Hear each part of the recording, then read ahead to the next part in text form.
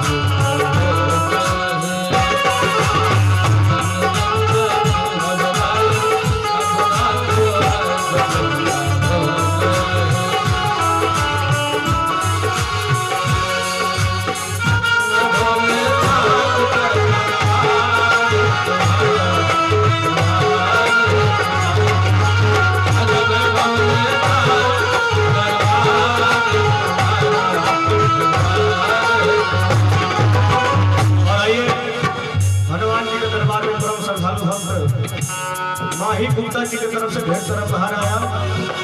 भगवान से विनती है, प्रार्थना है कि उस बाबू को सद्बुद्धि ज्ञान एवं अपने जैसा बल बुद्धि बखान का भंडार भर दे।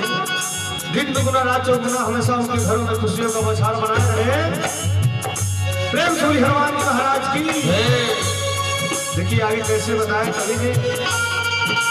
बाघ बैल को है एक जगह पे राखे,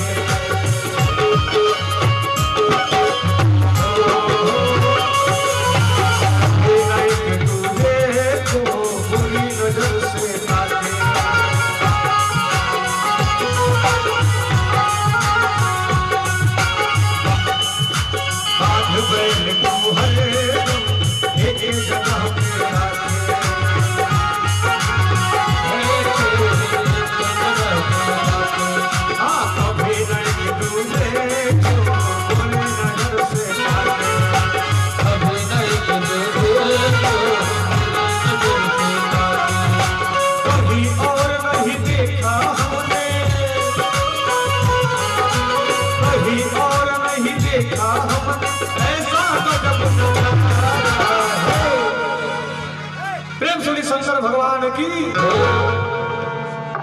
कि कहीं और नहीं देखा हमने। अरे ऐसा गजब नजारा कि अजब है भोलेनाथ।